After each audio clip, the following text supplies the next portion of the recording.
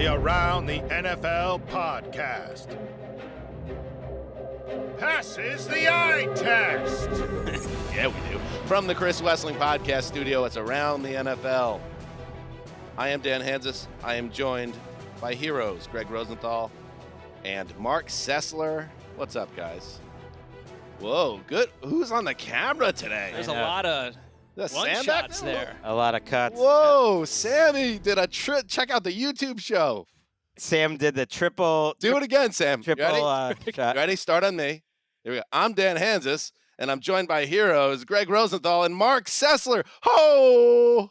Give him a round of applause. Yeah, Terrence Malick back there. This is like it's like we've got our own family sitcom. Sam's just jazzed up, biggest Celtics fan I know, like in that Drew Holiday trade. Well, very good. Don't get too excited, though, Sam, the New England sports fan, because in just a minute or two, we're going to bring back a staple of Around the NFL. It is, of course, our famous segment, Flashpoint Focus, is back. Ooh, those pipes.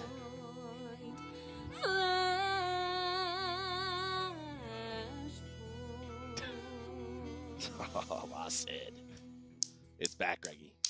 Well, she's excited to be receiving that $1.75 check she gets every time we play it. I think when we well paid. She's well paid. When I reached out to Sid and asked to do that, I said I actually cleared it with a Shadowy League figure to get you it was a modest sum of money. And she was like, okay. She didn't ask for it. And then when I circled back a couple weeks or a month later, and I was like, did you get paid on that? It was like, they sent me like 14 pages of paperwork. And I was just like, so we got maybe start doing some under the table payments. Yeah, red tape of a massive corporation coming to get you. Gregg, good job, by the way, before we get to Tom Curren on the Patriots. You pointed out in a recent tweet, 11 seasons in, the Around the NFL podcast had our best month ever in September, over 3.6 million downloads. Thank you all. That is very cool. It is exciting. I would have rounded up to 4. They wouldn't know. People don't know what they don't know, yeah. But Gregg's honesty, integrity was I did think at the forefront. I actually could have rounded up 3.7. I was like, do I want to go to the 100th decimal point here? But it just felt unnecessary. It is really special. I mean, and some people responded, talking about their relationship with the show, which is the most exciting thing about sending out information like that, and people. Well, the most exciting thing is how it crushes our enemies when they see it. Well, yeah, that too. that I do like the to throw most. the number out there just as a show of force. That's nice. Because for some reason they don't do that with podcasts as much. Like if a television show's up 4%, they'll point it out. It's like we're up to 537,000, but they don't really do that with the podcast. So let's do it. Pointed that out. I said about our own. I think you need to get and the NFL to retweet it. We're the podcast bozos, but we're doing This something. is a good time to check the sync on these podcast bozos. And we couldn't do it without you guys. And I added a little quote retweet on that. What do they call it now? Because they already a re-X. A re-X. No, they call it a repost. Stupid. Well, I call it a that's re-X. Completely like, why not lean into boring. it? You've rebranded. I'm not saying I agree with the rebranding, but why not lean into it? I added little emojis of all the different countries along with the USA that listen to this show, and then any that I missed, please add it in the replies. And then just people all over the world have supported our show, and we're so thankful. So thank you, everybody. Now, to the business of today's show. Coming up later, we have the Island games and another London game, as we're a week away now from our. And thank you to the Shadowy League figures for sending us to London every year. We'll be heading there next week. Cannot wait. And we're going to talk about the London game and then our Thursday night, Sunday night, Monday night affairs. But before that, it's back. People have been waiting for this. That's what I've been hearing. Journalistically, we're at the top of our game when Flashpoint Focus is the focus of an episode. And this week, the Flashpoint Focus is on the New England Patriots. And who better to break down what's going on the Patriot way than the Pats insider for NBC Sports Boston and a friend of the show, the great Tom Curren, a legend in his own time. What's up, Tom? Tommy? Hey, my guys, thank you very much for having me. No one's calling me anymore to say, how's the matchup in the AFC Championship game? What's it Now been it's like? because That's a he's good really way. on the hot seat, huh? Yeah, no, it's a good way to get into it. What has it been like? Obviously, for Patriots fans, it's been a come down to earth and a transition into this different era. But for people that have covered the team, where it was, a 15, 18-year run of dominance, what's it like being like the have-nots once again as a someone covering the sport? It's jarring. It really is jarring because, you realize it when you're at training camp where you'd sit on the hill and watch Randy Moss and Wes Welker and Tom Brady and Rob Gronkowski and Darrelle Revis and, Teddy Bruschi, Mike Vrabel, and all the way through Hightower and Edelman, and guys who either were on their way to the Hall of Fame or were writing their names in the lore of the postseason. And now you're looking down at guys and you see a 54 or you see a 24 and you're like, who is 24 now? It's Josh Bledsoe. Okay. So it is jarring because they are very much a have-not talent-wise. And I think the most disorienting thing about this team and what's hard for folks outside the region to fathom is when we watch a game, and Greg, I'm sure you still digest plenty of them, they are so unpatriotic. They are so far from a well-coached team that's disciplined and situationally smart. I contend that they were the worst coached team in football last year. Wow. And when you look at some of the starts to games that they've had, in 9 of their last 10 games, they've trailed by at least a touchdown. And obviously this year, 17-3, 16-0, and 28-3 in the first portion of games. They're not ready to play the football games when they begin. I listened to the Tom Curren's Patriots Talk podcast with what do you call him, the Senator Phil Perry on, and I thought Phil Perry, yeah. I thought it was interesting last Sunday. I put it on when I was driving home from work, and I was like, oh, they've lost Tom, because I've kind of been half cribbing your point that when everyone says like, oh, well, the Patriots, like they're they play a certain style where they're not going to make mistakes or they're just going to try to limit turnovers and penalties. It's like, no, that ended the minute Tom Brady left. Like that hasn't been the case the whole time. That is not the Patriot way. They've been rather sloppy, but you've thought this team had potential, and I'm curious to see where you think they go from here. But after that performance, between Mac Jones and the coaching staff, it very much felt like, they've lost Tom. You don't think this team is necessarily coming back to having like a fun season, and now it gets to a week where I'm sure they're just talking about what's going to happen with this team in the future, like the deep future. Yeah, like who lasts longer, Bill or Mac? Or do they both go at the same time? I mean, that's kind of the conversation, and it's actually a plausible one that we don't have to delve into quite yet. But just in the context of why did they lose me? They lost me because I kept explaining away the penalties and the turnovers early in games and the lining up offsides or the false starts that get them into 3rd and 15, which is a place they can't live because Bill's done such a horrendous job staffing the roster on offense. I mean, God bless him, but Trent Brown was a 7th-round pick. He's had some great years.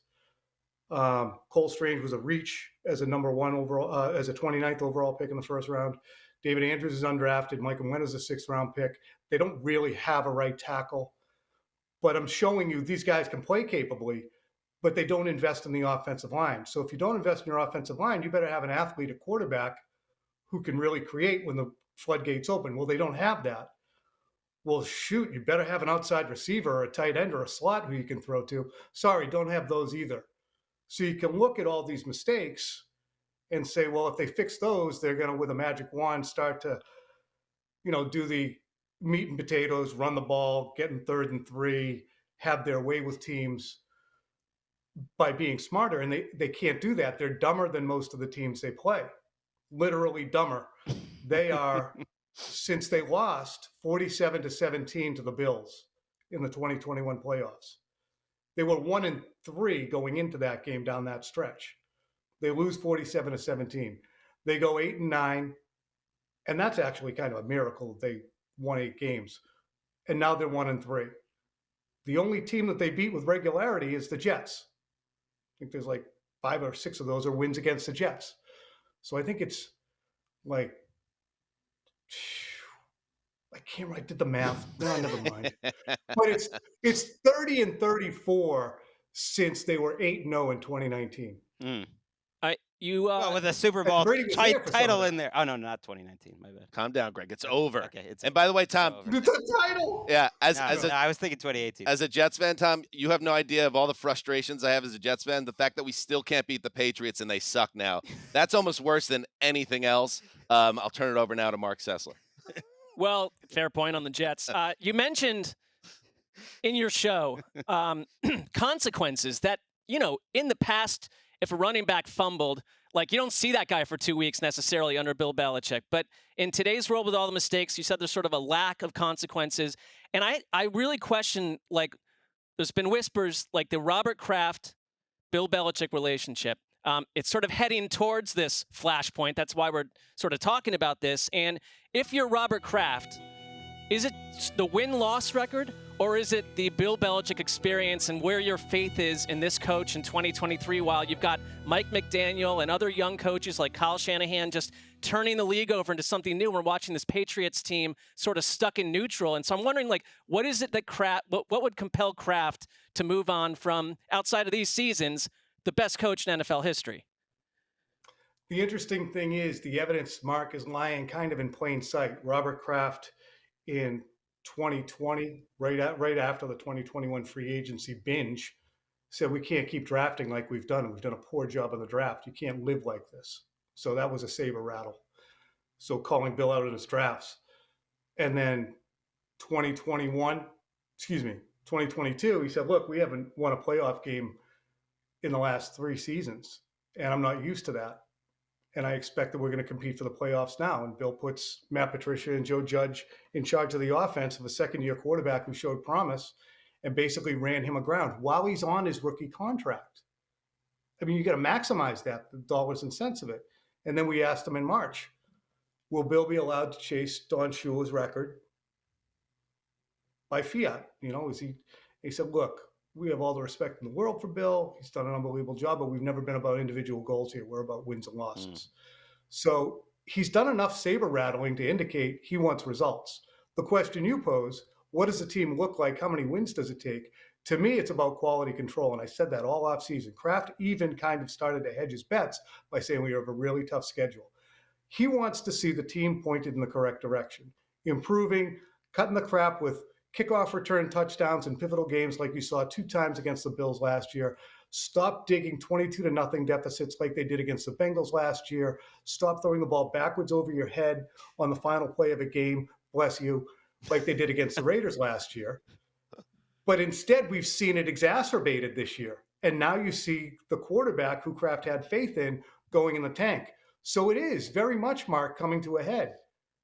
Our cough button struggling as much as the Patriots special teams, apparently. Well, you needed the sneeze button. I thought I hit it. You missed it, bro. Or maybe it was so loud it picked up on our mics. I think that's what happened. I think so that's where it is. That's really where it is. Huh. I mean, Robert has, if the team gets to 1-7 and they keep getting their doors blown off, and Robert Kraft says we're making a change here this week, you guys can all say, well, it's not like this is out of the blue. I think that nationwide people think it's out of the blue because they're not paying close enough attention, which they can be blamed for. They got a lot going on. But here you can tell. And I think there's a bit of a wicked irony here that, during that beautiful run when it was Brady and Belichick, there was chicken and egg talk, like who's really responsible, and they were both responsible. But now I'm wondering where we are now. Is it the quarterback position that's the problem? Is it the head coach that's the problem? And will that be a decision at the end of the season? Does that buy Belichick another year? Does he get another quarterback? And maybe there's something more to it, Tom, and you tell me, like, is there an avenue here where, let's say this does go to hell and they do move in a different direction at quarterback, but Kraft also wants changes in terms of how the roster is constructed. Is there any scenario where Bill would loosen the reins on control of the 53 but stay as the coach, or is that really where the divorce heads if things come down to it? Bill tries to intimate that he has deferred a great deal to Matt Groh. He tries to intimate that he allows his people around him to make the decisions. But, from guys who've worked in this building, who've worked in personnel, It's not the case. Bill still is the overlord, and the people that he's hired have been reared under his guidance, so their answers are going to align with whatever Bill would generally say. So I don't know if divesting Bill of any offensive responsibility, period, you can't pick an offensive player, you're done with that, would work. But I mean, that's what kind of needs to happen. It's the offense that's killing them. But Mac Jones, you have to allow him to finish his rookie contract. He's not beyond salvaging. It was an embarrassment the other day. He melted down. He made high school quarterback level decisions. But in the first 3 games, especially the first 2, aside from the idiotic turnovers, again, here I go with the caveats, he played good football against the Eagles. He played good football against the Dolphins. He just shot himself in the foot. This one, I've never seen a meltdown like that from him in his 36 games that he started for the team, but he did it. I think if Robert Kraft is asked who goes, or Bill says we can't keep going with this, Kraft is going to go, well, why? Well, he makes bad decisions. Well, that's because he's looking at a jailbreak every time he drops back. How come that is? Well, we don't have any offensive linemen. Why? Well, so Kraft is very much aware of the landscape around Mac Jones and why Mac Jones is who he is right now. Very, very against and outspoken about the Matt Patricia, Joe Judge thing, but he deferred to Bill. And at the end, Robert Kraft does have I told you so power in that instance. Yeah. And he's kind of used it. Yeah, and I think there's always been an underlying ego tension between Robert Kraft and Belichick and Brady too, because of course they all have big egos. They were all part of the greatest, run of success any NFL team ever has. It's totally natural, and they've handled it well enough. But I think Robert Kraft is like thinking about the Hall of Fame, and he's thinking about his legacy, and that's why I said coming into this season, I was like, I think they got to win. I don't know if Belichick can survive a 6-11 type of season here, because I think Kraft will want to start thinking about his legacy. I do want to hit you on, just because we had news today, and it speaks to what you're talking about, which is J.C. Jackson coming into the Patriots, and which looks like a nice trade for the Patriots on paper. You're basically getting him for free. It's a late round swap. You're not paying him anything, but he's replacing Christian Gonzalez.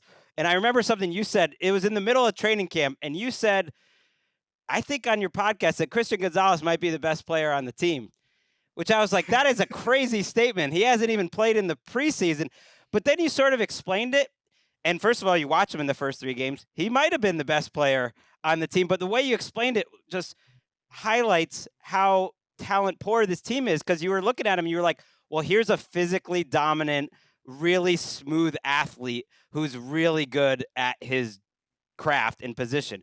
Mm-hmm. And they don't actually have anyone else on the roster that would qualify for that. You could say Trent Brown. I mean, the fact that Trent Brown might be the best player on their roster, Matthew Judon would be another candidate, but it's freaking crazy. A first-round rookie is the best player on their roster, and that they're having to replace him with Mark, J.C. give Greg Jackson. a hug. He's getting emotional over I there. am concerned about Greg. He is. He's inflamed. He's inflamed. Like, look at their best players. Kyle Duggar, nice player. He's not a Pro Bowler. Matt Judon, really good player. He's a top 10, maybe top 7 edge rusher. Maybe. Hunter Henry, okay, he's top dozen tight ends. Ramondre Stevenson, he's a top 10 back.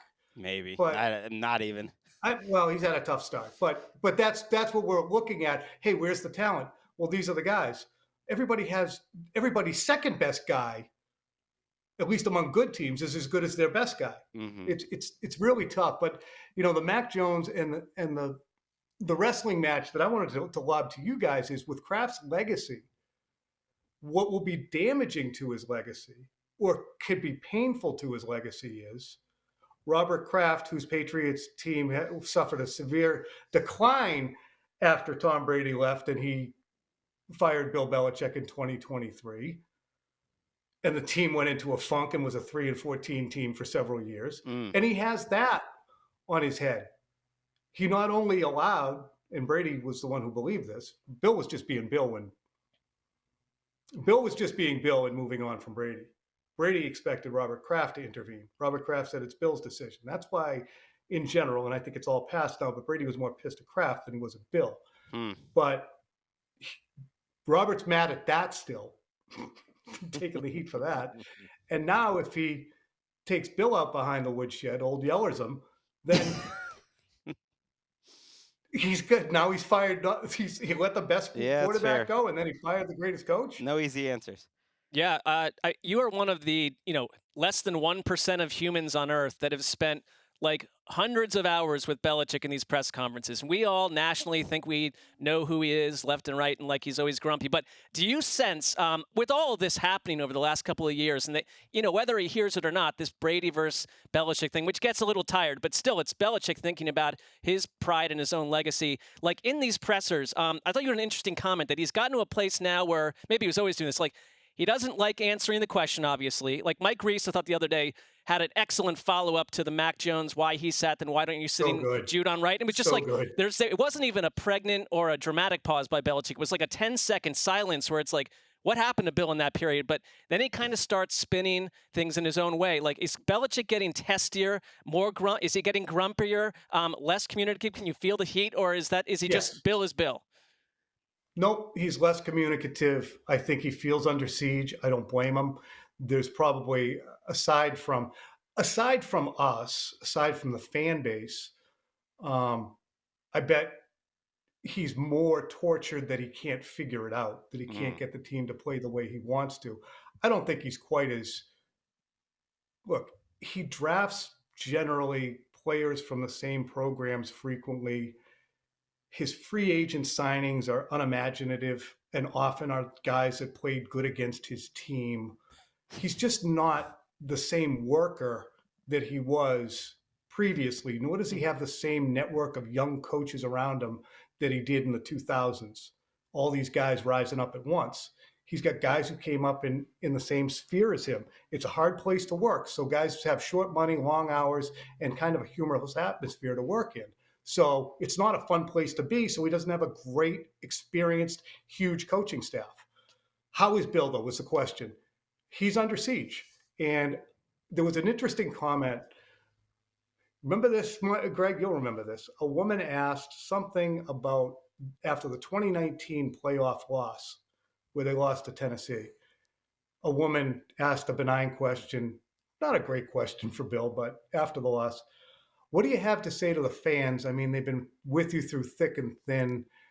And Bill looks at her, cuts her off, and says, I mean, all due respect, I don't think there's been a lot of thin around here. And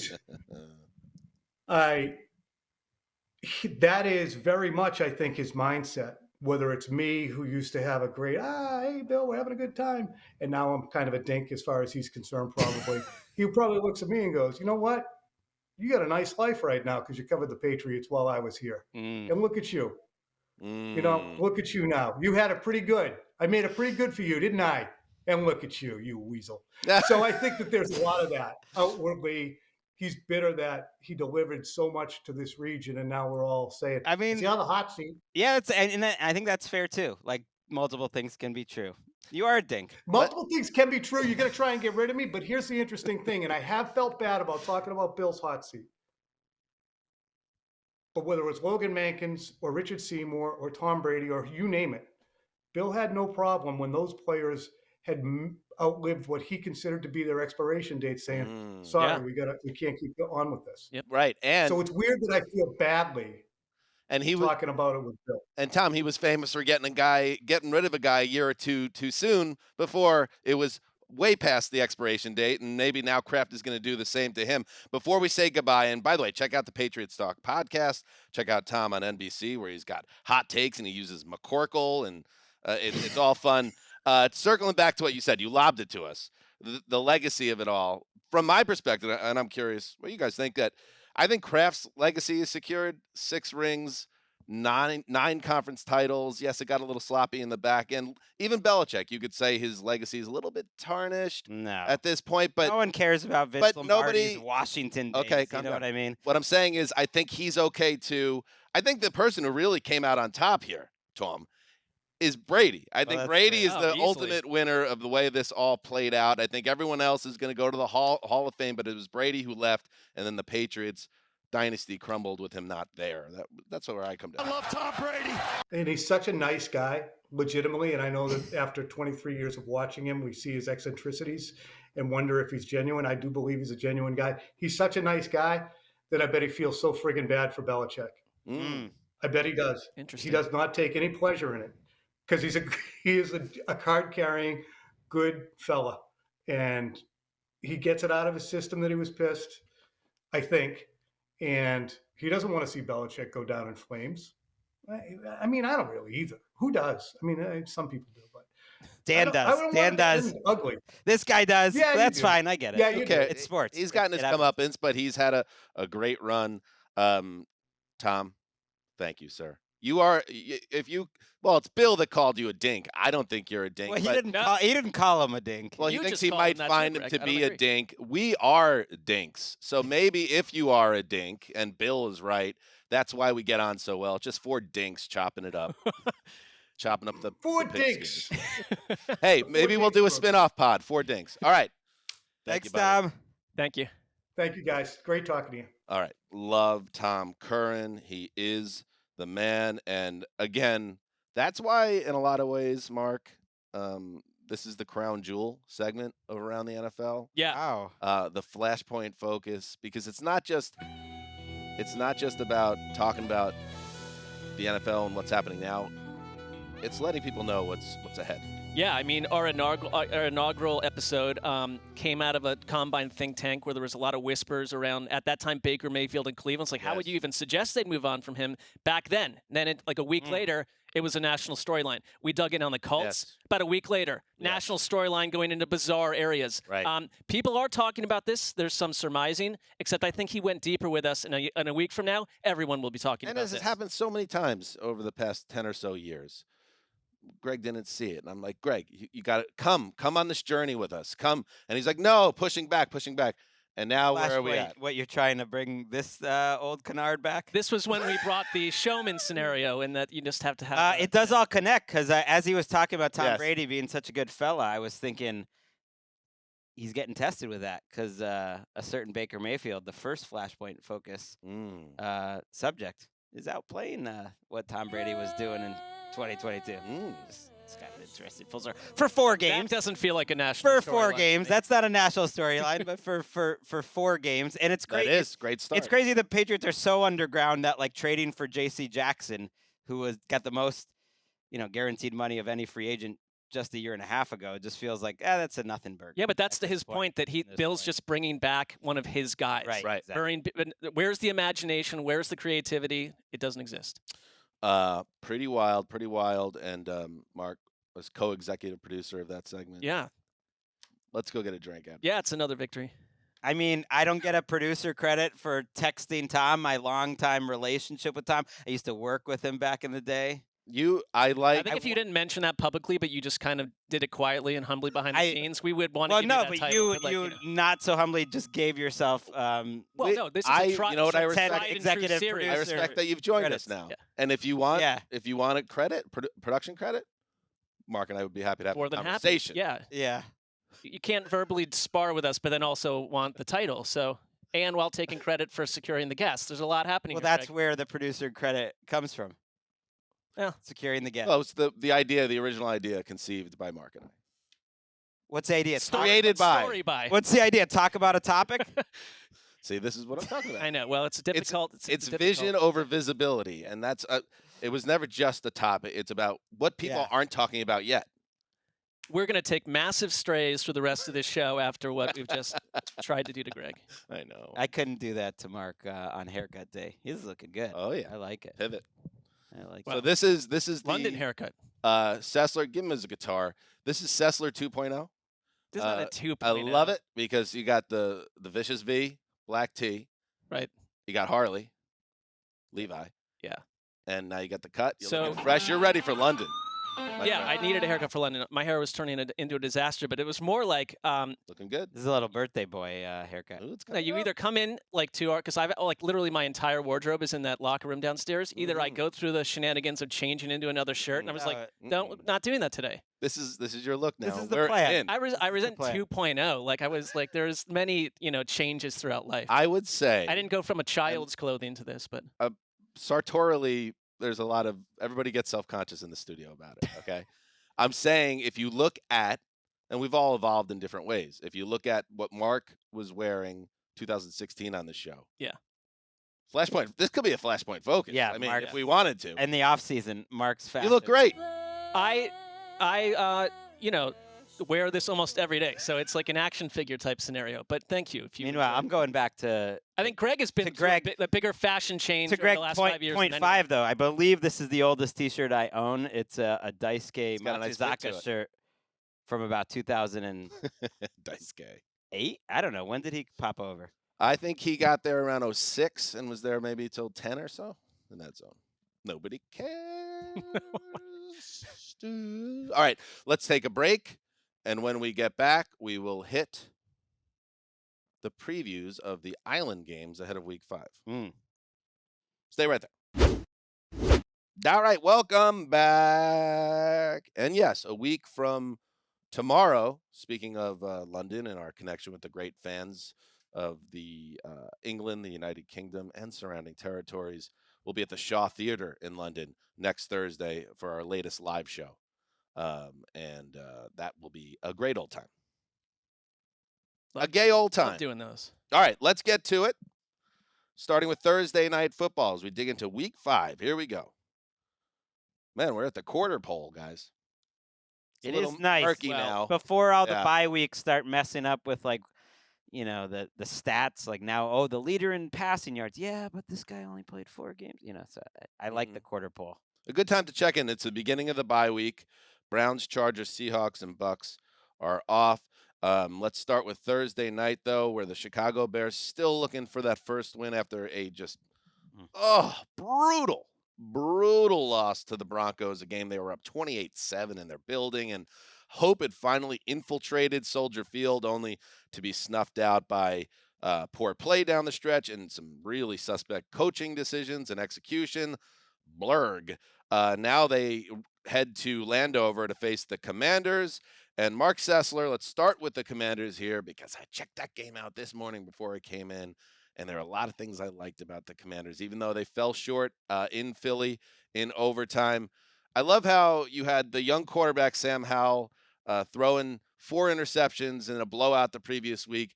And what do? What does Riverboat Ron and company do? They come out that first drive, and he's throwing right off the bat 2 passes, connecting with Terry. They score a touchdown on the first possession, then the second possession, and then they go kind of punch for punch with the defending conference champions. So you're feeling good about this team and their progress moving forward.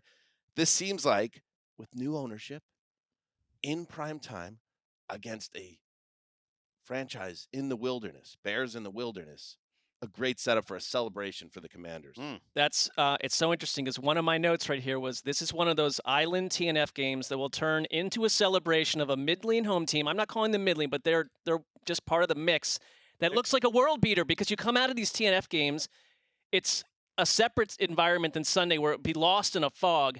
And I think Washington has all the pieces to absolutely take care of business in this game. I watched that Eagles Showdown too, and they opened with that 14-play, 75-yard drive, and I think it kind of showed different pieces of their offense, who they are, and that with Sam Howell, you're going to live with the sacks, you're going to live with the mistakes for now because of the upside. And this Commanders defensive line on the flip side is going against Chicago's worst-ranked run-blocking unit. That sounds like chaos for a team that has not dealt with duress at all. And Howell is facing Chicago's PFF ranked them as the worst-ranked pass rush. And it shows. They don't have the horses there on that on that side of the field. So if you can get a safe Howell, and I think you can run on this team and keep it kind of exactly what you want. These Thursday night games, it's like you go do what you do well as a core, and then you look at Washington's defensive line: Daron Payne, Montez Sweat, Jonathan Allen, Chase Young.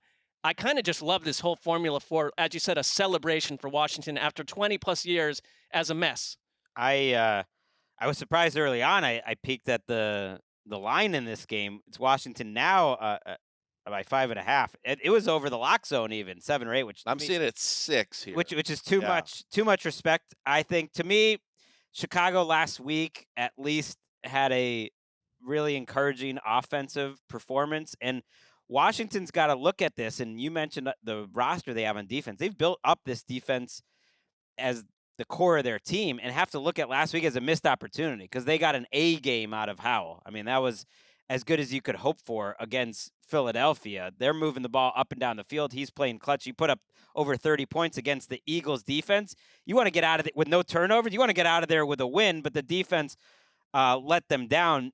I don't think Sam Howell lets them down, though, this week. Like, look, right now he's probably the best quarterback from his draft class. I guess 49ers fans would push back pretty hard on that with Brock Purdy, but it's one of those two guys. I would push back. But either the last guy in the draft or a 5th-round pick.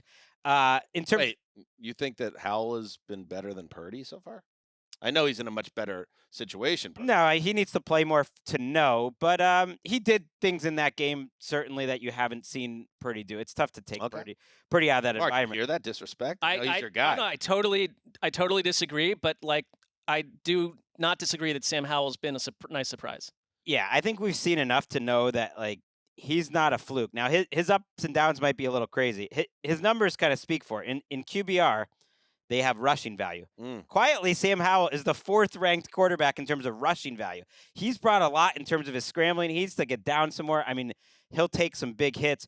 He's dead last in sacks in terms of sack value, like taking negative plays. So that kills him. And then he's in the middle of the pack in terms of his passing, which makes sense because there's a lot of great passes and there's some every like 7th throw is like 4 feet over the guy's head. But he to me is what you thought Baker Mayfield could be when he was a young player, except he's a little more physically talented. That's why it's so crazy. I was talking about with someone in the league this week, actually. It's like, it's really crazy that Sam Howell was a 5th-round pick because he's very talented. A lot of people said that on draft day. Right. Yeah, but there was a lot of surprise. Not that he wasn't like a 1st-round pick, but that he kept falling between 2 and 4. Yeah. Because he gives his wide receivers a chance. That's one thing you can't measure in college. Like, these wide receivers are good, and he's given Terry and Jahan Dotson and Samuel a chance to make plays. He's not afraid. It's a game of inches, and he throws a beautiful ball in overtime. I think it was McLaurin, was it, who got 1 foot down, and then a 2nd foot comes down, I believe, on the hand of the DB, and then maybe he's out of bounds. It seemed like he might have even been in and gotten the 2nd foot, and even though he stepped on the hand of the opponent, they rule it out of bounds, which leads to the punt, which leads to the game-winning field goal for Philly. So it was that close to Howell making a money throw to potentially win that game. He was called sneaky athletic about 4 times in that telecast. He's athletic. He moves. Is any NFL player sneaky athletic? Josh Dobbs. If Josh Dobbs. Well, no, but I mean, like to get to the NFL, the requisite for athleticism is already higher than 98% of the earth.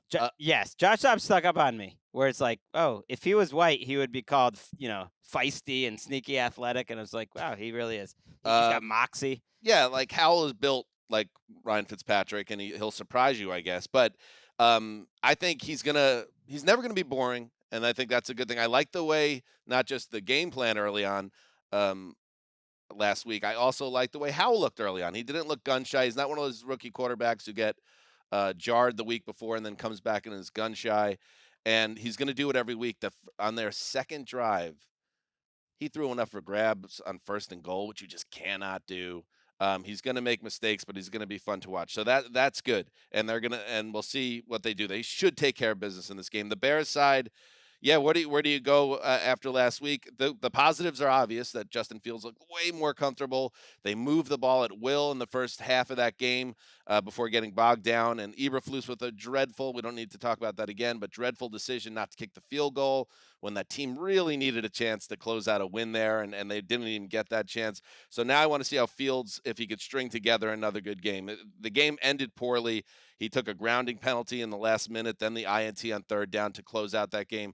Let's see if good Justin Fields is back for another week. I mean, I think it's like important that they got DJ Moore involved last week. He had 9 targets, 8 receptions, 131 yards. Yes. Before that, he had been targeted on about 17% of routes in these terrible earlier 3 weeks, which was the lowest of his career. It's like the guy that you were kind of linking to Fields all offseason is what would unlock Justin Fields through the air. It's not happened. I don't get what Luke Getsy's doing on some level, too. It's like we've got Justin Fields. What makes him special? What made him special last year? It's like no one's saying his passing. Like, he can do it to some degree. He's got to grow. But it was him on the ground. He has 43 fewer rushing yards per game than last year. They have only had 8 design runs for him this entire season. Luke Getsy has him doing boot action left and right all over the place. And it's not working. And he's not better protected than he was a year ago. Right. I think part of it is they can't run block. And that's why I'm worried. Like, Fields can play well, like last week. And And I know he made some mistakes at the end of the game, but he played well, more than well enough to win, and everything else will fall apart, whether it's his offensive line, and that's a tough matchup. I think Chase Young has shown up well so far this season. It's been a kind of a quiet story that since he's come back, he's looked a little more like the rookie Chase Young, which is nice. But when you have this bad of an offensive line and this bad of a defense, even if Justin Fields was playing at a much higher level, what are you going to do? I have a stat here. I couldn't believe this stat. Matt Eberflus, defensive coach, Chicago Bears. I know they're short in the secondary, and they're still short. Jalen Johnson's out. I think Eddie Jackson's not going to play in this game. They have given up at least 25 points in 14 straight games. Stop. Wow. That's never happened. I was like, that can't have ever happened. How many wins in that window? Well, I think they've lost 13 or 14 straight. 2 wins, maybe tops. I think they ended last season with about a 10-game losing streak. I think they've lost. To be fair, the one thing to be fair to Eberflus, like it's like. Can you check that out? No, I'm not going to be fair. What is there to be fair about? But mid-season, the one thing is like, are you a defensive coach that came in with the guys you can do your system with? It's like they. But that's where they've put all their draft picks and all their free agency capital too. They did not add a super key free agent on the defensive line until the very end of the offseason. It's like they spent so much money. They trade away Roquan Smith. I think Eberflus is probably gone in less than a month, and he's not done. They're spending more at linebacker than almost any team in the league. Tremaine Edmonds and T.J. Edwards. They drop second-round picks on these defensive tackles this year. They spent all their first 3 picks on guys in the secondary last year. They've actually spent more on their defense. I know it hasn't been on the defensive line, but they ended up doing it with Ngakoue too. I'm just saying with just about any team in the league. No pass rush, and you can't affect the quarterback. They're like in the bottom of the league of that. And like Eberflus he's not been able to show what he's special at, but he may not be special at anything. I love this show when you guys don't agree. Yeah. I mean, I just mean, though, I think their whole point, like, I think Eberflus and Ryan Poles, their whole point has been, like, let's make Eberflus look better. Let's spend so much on your defense, and you're the worst defense in the league. Yeah, I almost thought about locking this, but I stay away from Thursdays. And it's, kind of a mirror game as well. It was interesting. The Bears. It was over 7 for a minute. All right, let's head to London with the second of 3 games in the annual London series. Again, we'll be there next week. For Titans and come on, Ravens. Man. That's on Ravens. You. That's a great game. We're getting to see Lamar live. What do you mean that's excited. On me? Yeah, you got to know. Throwing it to us. I was throwing it to you to build the excitement. I knew it. Clearly, I knew it. Jaguars v. Bills. Now this, and I know the Jags have been underwhelming so far this year, but this is one of the better London matchups I can remember. This is a Jacksonville team that made it to the second round of the playoffs last year. The Bills also made it to the second round. So these are 2 teams that have big aspirations. 3-1 Bills, Greggy here, who are playing better than pretty much everyone in the AFC, and maybe outside of San Francisco, the best team in football since week 1. Sets up well for them, but this is a Jacksonville. Even though it's a Bills home game technically, it's a Jacksonville. It's on their turf. Does that matter at all in this? I think the fact that they've played so many games there and that they've been there for the extra week, it can't hurt, right? No, right. To adapt. And they do have fans. Stay, They will have. We know how we feel 3 days after getting there. You're lost in space. So. Right. The Jags really do have a nice fan base there, so they'll have more support than the Bills. But the Bills, I'm sure, will have plenty because they do everywhere. And those games kind of feel like a Super Bowl anyways. Everyone's just loving football. Everyone's loving that Josh Allen's in this game. I mean, we'll talk with Nick Shook a little later this week. Hell yeah. A little bonus up, everybody. Josh Allen, I mean, he might be my QB1 right now through four games. I know the first game was rough, but part of that is because he's got a good offensive line now. And to me, that's right there. I mentioned C.J. Stroud to me is one of the big stories this season. I think one of the big stories this season is that Sean McDermott has the best offensive line probably he's ever had in Buffalo, and that the best O-line, D-line combo the Bills maybe have ever had. They've had some good D-lines over the years, but this one's playing really well, and they're going to potentially add Von Miller in this game, Mark. And even if they don't, I think they have big advantages against the Jags up front on both sides. So now you're looking at, wow, a Bills team that can steamroll you a little bit, that can protect Allen and get after the quarterback. That's dangerous. Just to remember back to what they were when they had Von Miller, the way they wrecked the Super Bowl champion Rams in the opener, and then to lose them, I think the whole Bills team journey in general last year started to go a little south. Von Miller coming back to this would be incredible, but without him, this defense and what they did to Miami and rewatching that game, it's just that schematically, I think McDermott's like, oh, can he handle being head coach and call the defense? No issues.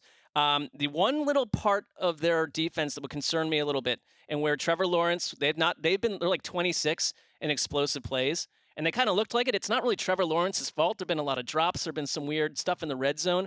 I think Lawrence has looked really good, but the Bills were down to their last 2 outside corners last week. They've lost Tre'Davious White. So there's an opportunity to make plays, I think, for Jacksonville. But that said, like, you've got to find a way to unsteamroll a steamrolling offense that can run the ball. They're more balanced than ever. You're getting the best version of Josh Allen. After that week 1 where I think the talking point was like, who is this guy at this point? Post Brian Daboll, who is he? And we're like, he's him now. So unsteamroll, stop the steamroll. Yeah, you'd have to like find a way to unsteam it. Yes, you mentioned it, Greg. The offensive line, they redid the interior of the line with 2 new guards. They drafted the tight end, and they're playing a lot of 2 tight end sets. They got 2 running backs that are really playing well right now, and they also have Latavius Murray, Damian Harris. They kind of break your back a little bit. They're kind of a mean team to face on offense. And when you play Josh Allen playing at this level, Stephon Diggs playing at this level, I just feel like this is a team right now where the steamroller is not going to be stopped. And I would not be surprised if this is a winning streak that continues, because you just get the feeling they've reached a level of comfort and they found a place here on both sides of the ball where I think they're going to eat and start to even run away with this. Isn't it interesting that, like, in the offseason, what we were kind of looking at the way their draft and their free agency, it's like, oh, they lack a key weapon, or they're lacking weapons in general. And then it's like they're the team that might be the window closing a little bit. Now we're 4 weeks in. It's like they are the class of the AFC. That was always silly. It was not silly. It was, because their best players are young. That's why it was silly. But changes occur, Greg, and there was frustration around the organization. And it's not everything's fixed, by the way. It's week 4. Part of the reason why there's tension and this idea is like, all this is great. And they can win 13, 14 games, but this core needs to get over the hump in the playoffs. Sure, but in terms of window closing, I'm with Joe Burrow saying the window is while I'm here. And especially because the front office is good. But I'm not talking about right. I'm not talking about the quarterback's window. I'm talking about the group as the greater group that's been the nucleus that's been contending. Like, there was a period, and it's, this stuff maybe is overhyped in this age, but like, where Stephon Diggs, people were like, what's going on with Stephon Diggs? Like, there's something going on with him and Josh Allen. It feels like there's a lot of pressure. Their butts are tight. And like, that can lead to something negative. Right. And here they are. They kind of brush that all away. That's a great matchup in this game. Diggs has been playing out of his mind. I mean, that was a dominant performance. But part of it is coaches and front office, and that's why I think the window is wide open, because the players will all change quite a bit. I know Micah Hyde's been there, and he's a guy that they build a defense around. Poyer won't be there forever. But like, when guys leave, like a Tremaine Edmonds who got huge money from the Bears, they replace him with Terrell Bernard, and like, you fit him in. It's like, is Terrell Bernard better than Tremaine Edmonds? Because he's been balling out, and that's why I'm with you. I think the steamroll keeps steaming. I have not been big on this Jags team. I think they're worse than their 2-2 record has shown. That's why I'm locking up the Bills. You son of a gun! You sandbagging son of a. You can lock the Bills. Oh yeah, you sure can, because I'm doing it too. Well, yes. Well, it feels unoriginal, like I've been squeezed out, but I don't really give an F. I'm locking them up too. I've got to win. I'm down. I got to start at 0-2. I'm taking no prisoners the rest of the season. I might, for show's sake, I might bounce out of this one tomorrow on the podcast. I would love if you did. Tune in for the preview. Yeah, I might do it once I look at other games. That is a delicious result if both of you move on. What if we bounce out and then the Jags upset the Bills? How would that go? I'd be agitated because like, I love the London game when I'm in America, but you're starting to track football at 6 in the morning. So if I've already lost my lock by 9 a.m. And it's gonna be a long Sunday. The Bills scored on 8 of 11 drives against Miami, including 2 kneel downs that ended drives or ended halves. And then their defense shut down essentially Miami in the last 3 quarters of that game. So I'm feeling very good about that. Jacksonville's capable of playing better, but through 4 games, they've been quite mediocre. Like the 20th best team in the league. They need some serious jet lag on their side, and they could get it. That I am not looking. That's the one thing that I dread. Flying from LA to London is rough. 13 hours or so. We're gonna but we're going to soldier through. And we're doing a live show less than 24 hours after we land. We'll see. It'll be fun. See how it goes. Sunday Night Football. Oh, it could be a potential game of the year situation. The Dallas Cowboys, 3-1. The San Francisco 49ers, undefeated, and they have been a steamroller as well, as have the Cowboys, other than a Week 3 hiccup against Arizona. So this is a wonderful matchup. We got the Niners at home, which you gotta keep that in mind. They're laying 4 points here against Dallas. That sounds about right to me. Mark, we know your stance on the Cowboys. Personal hell is them advancing to the Super Bowl. Well, all right, but I've done some thinking on that. But okay, let's go. I'm going to throw it to you. Do you see this as a one-sided game? Do you think Dallas shows up? Absolutely, I do. I think they absolutely show up. I guess what I'm looking at when I look at their schedule is like a period of utter domination. You take the two disappointing New York teams, you win by a combined score of 70-10. You beat the Patriots 38-3. These teams had no chance against the Dallas Cowboys on either side of the ball. That's 75% of this season. So I don't disvalue that. I do wonder, like in general, when I think about what the Niners can do well with Christian McCaffrey, who's on pace right now to break the NFL record for scrimmage yards and has looked fantastic and unstoppable. How did you allow 222 yards to the Arizona Cardinals? I can call it an aberration, but I wonder if someone like Kyle Shanahan can look at that tape and other little chinks in the armor over the course of 4 games and attack it. I certainly think he can. I think it's what I think about the Niners right now when we talk about a steamroll is like they don't, like you said on Sunday's show, they're not putting their foot on the gas to win these games the way they're winning them. Their offense almost, and it's not effortless. That's ridiculous to say that, but it's like if one guy like Debo had 6 yards last game, takes a bit of a nap, or he's not in full health, suddenly Brandon Ayuk blooms into like an unstoppable power. Christian McCaffrey's an unstoppable power. I just wonder with the Cowboys defense, because it's like, can you stop all this? No one else has been able to. Brock Purdy, we just talked about him, who went 20 for 21 last year. Brock Purdy has the highest quarterback passer rating in the league since Week 14 last year when he took over, and the Niners lead the league in scoring. There hasn't been a hiccup on the Niners side. That's not a massive hiccup. In little quarter, drive to drive, sure, we can nitpick, but Brock Purdy has been almost perfect. No, some of that scheduling too, though. I mean, this is the first. Well, some of the scheduling for the Cowboys too, to play the Giants. That's what I mean. This is the first real deal test for both teams, and that's fine. That's what makes it such a good. And it's interesting. The one game where Purdy didn't look so hot was the Thursday night against the Giants, and the Giants' pass rush kind of was in his face a lot, and he threw some balls up for grabs. I think, Greg, this matchup in a lot of ways, and I hope, and it would be good to get an update if we can on Micah Parsons. Is he practicing? Is he okay? He was in and out of the lineup last week. McCarthy indicated he didn't think it was too serious. Yeah, so Micah Parsons and that Dallas pass rush making Purdy uncomfortable, and part of the reason why I think, and sometimes I think, Mark, it gets on your radar a little bit, and I see where you're at, that people don't give Purdy enough credit because it seems he's in such a great position, and the offense is drawn up so well, and he has so many weapons around him that he's doing a great job distributing rather than being a playmaker or an actual like big talented quarterback, which doesn't really matter because scoring is scoring and moving the ball is moving the ball. But it's going to be great and interesting, Greg, to see Purdy specifically against a top flight defense. And I know without Trayvon Diggs there, the Dallas is a little less, but Bland has stepped in well in the back end. Seeing Purdy against this Dallas defense, and specifically Micah Parsons, is going to be really interesting. Yeah, it'll be awesome.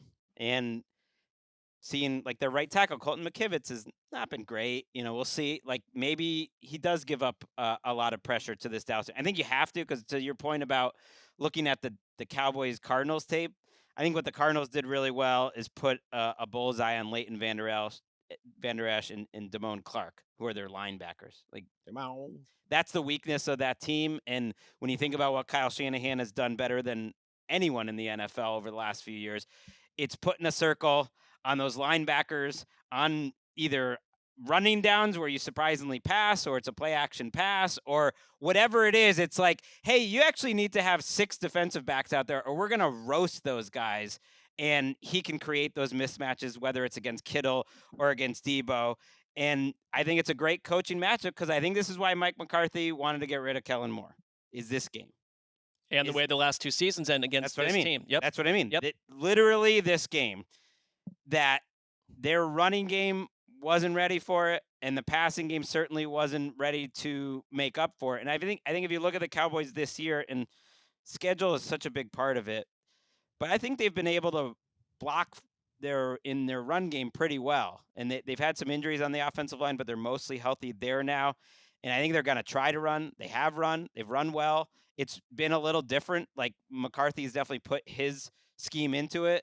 And I think they're going to want to try to control the game that way too. And I think that's a good way to attack the 49ers defense if you can. So it's a big McCarthy game. One thing that I find so annoying is, like, every time you go out to a restaurant, a tavern, like, and they've got 4 sports stations on, it's like the crawl line is always like, Dak Prescott, this or that. Something about Dak Prescott, right? And it's like, I love that we got this far without making him the focal point, and I really find it tedious, but there is He's been in the background this year. He's just kind of been there and not but isn't great, this but but not this bad either. but he was not in the background in the 2 San Francisco playoff losses, obviously, and they ended in disastrous fashion both times. That it's like, we don't need that this game to end that way, but there's going to be a moment or two in this where it's like, Dak Prescott, don't throw the end zone interception or make the red zone gap. You've got to make the play in this game, and it's like, that defines. This is one of these games that I think is like, you will not forget how Dak Prescott performs in this. You will not forget how the Dallas Cowboys perform in general. This is a big kind of inflection point for who they are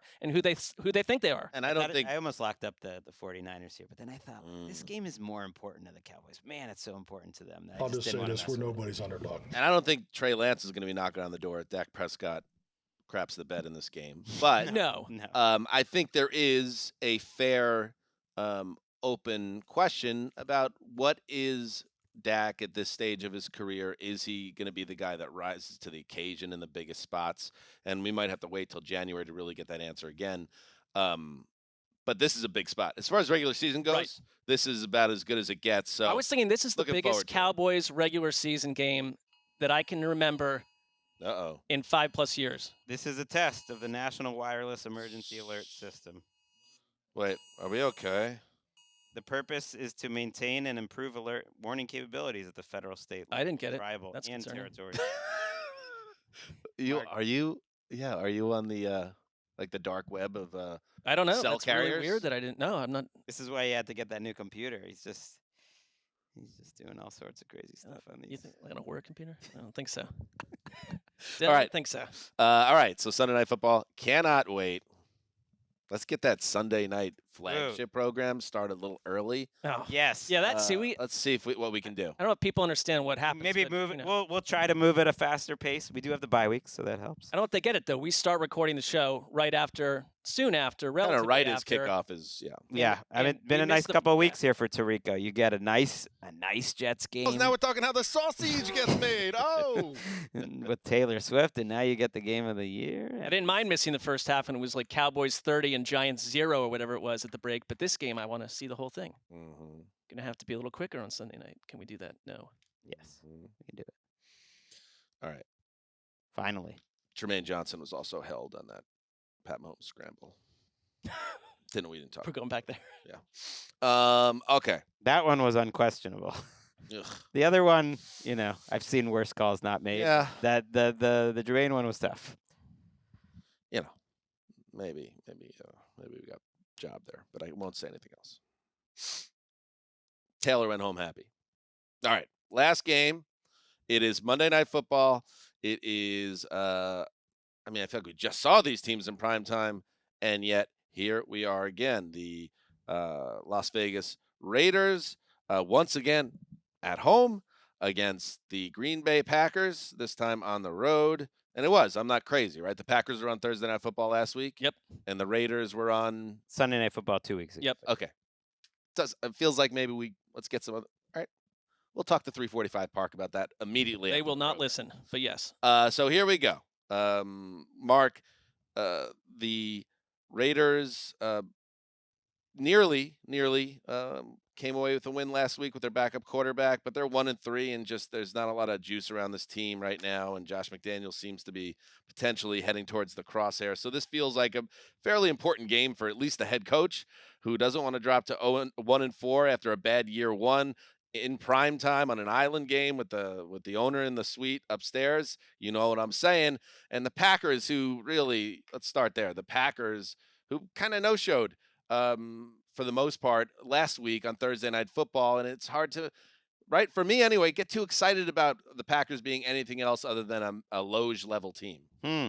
Yeah, I think that game was a pretty decisive turning point for them because shifted from mezzanine to Loge, but the same meaning. Yeah, speaking of the Loge and the suites, like Mark Davis like got into a verbal tiff with a fan who was demanding that the team fire Josh McDaniels. So it's already getting a little hot. And really? Yeah, you've got Devontae Adams, who's probably wondering like, wait, do I really want to be on this Raiders team versus this like young Packers Mark team? Davis is the only owner in this league that would go into a verbal sparring. I don't think he sparked it. I think it was the fan probably coming at him. I assume.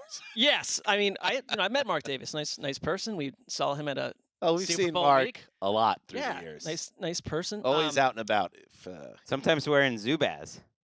Always. Yeah, white tracksuit. I feel like he top and bottom since he white took over tracksuit. for his dad, he wears less Zubaz, but I definitely saw him wearing. He has, and I love it. And I don't think this is telling tales out of school. This is part of the experience of covering the sport, especially at the tentpole events.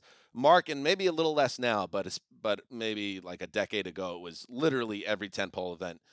If you were at the League Hotel or that happened to house like the owners and stuff, Mark is always at the bar, and he's always having a good time, and he's always wearing white jeans and a white long sleeve Raiders t-shirt. Yep, it's amazing, and I think white sneakers. Yeah, he's got a like one of those wardrobes where it's just like 80 of the same thing. It's kind of one of those cool things working for the league, and then there's Al Davis's son at the bar doing it up.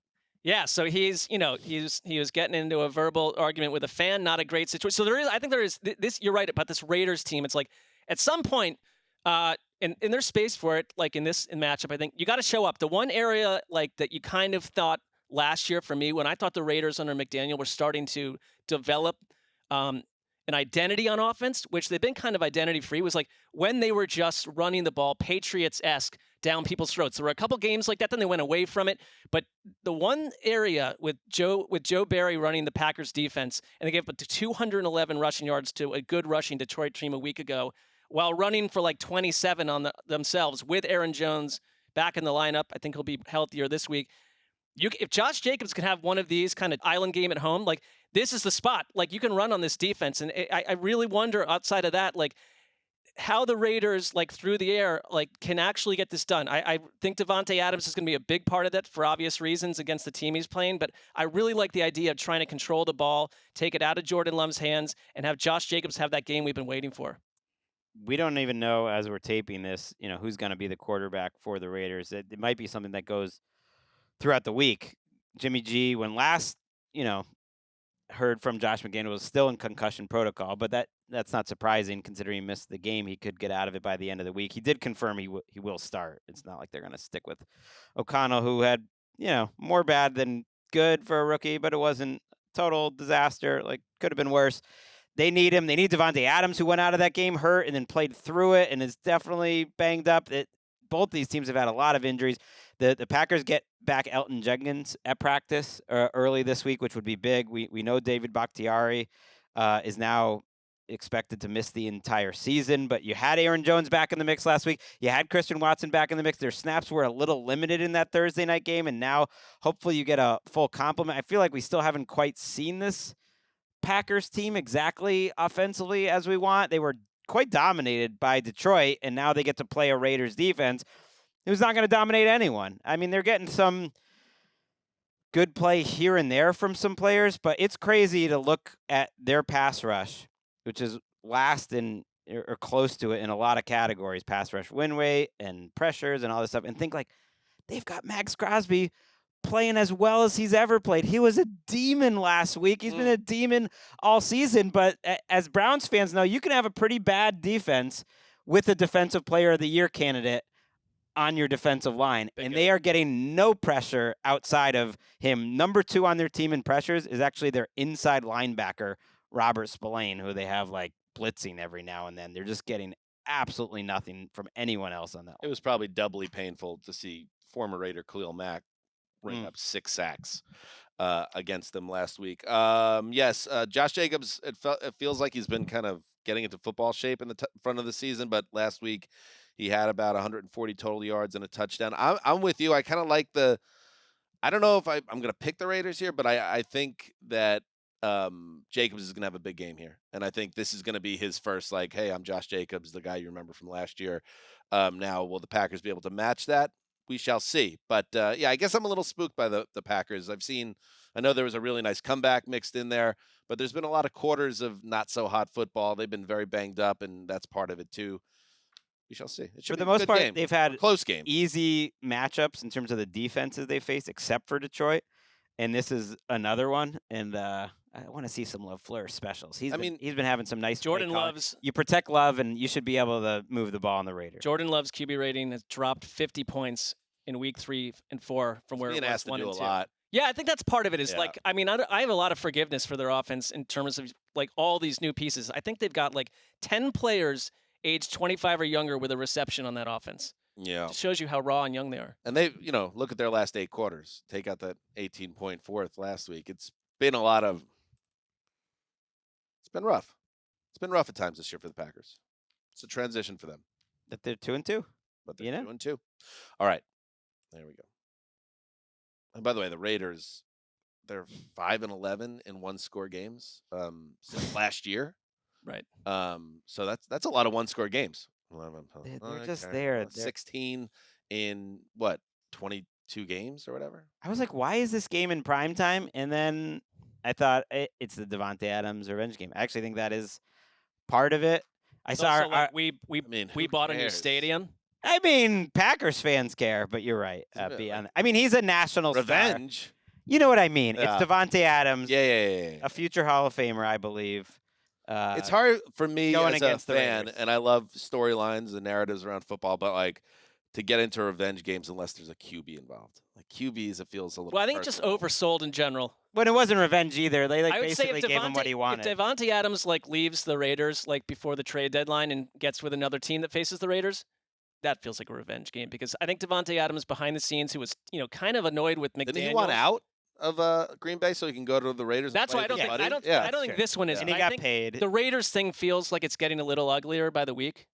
That could play out on national. The whole TV, thing, we'll see. there's no the Chandler Jones thing was, unfortunate for everyone, primarily Chandler Jones. It's not like Josh McDaniels is saying anything that's driving anyone crazy, but just there's not a lot of life there. You feel like there's going to be a lot of Packers fans at this game. I saw our old friend Will Blackman saying there's not a hotel room to be found in Vegas for this game this weekend. He was asking if he could crash with someone. So that's the thing. I guess that's why they put him on Sunday night and early in the season. It's like this. It is a scene there. I wonder, to that point, sneaky big time pressure on McDaniels for this not to go sideways. Could I think I'll just throw it out there. Yeah.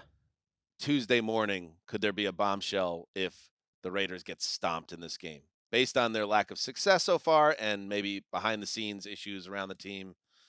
I mean, not if the owner's arguing with fans in the opposite direction, but there is also this weird thing. Maybe this has no. We don't know about the back and forth. He's saying he's trying to stay patient. He's been telling reporters he's trying. You do have Tom Brady. Trying. Tom Brady is a minority owner, right, for the Raiders? I don't know if they have signed the paperwork. All right, well, but that was heading in that direction. It's like super tight with Josh McDaniels. Does that keep him around? I don't know. He is officially an owner of the Las Vegas Aces in that WNBA Finals. I feel like you brought that up 2 shows. I know. That's why I said where the Liberty. Are you a fan of the Greg, WNBA? Where the Greg is Liberty is trying to bring New York a title. Well, I'm just saying Brady and Mark. I'm making your point that Mark Davis owns that team. They're business partners. You know what? Yeah. Rebecca Lobo is taking it home for the Liberty this year.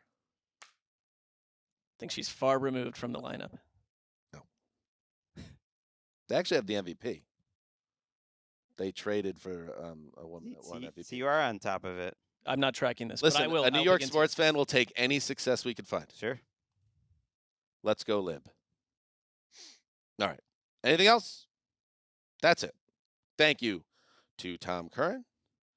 Thank you to you, the listeners, again. And we'll be back on Thursday with a full preview of Week 5 And the NFL Plus show is back as well. Till then, heed the call.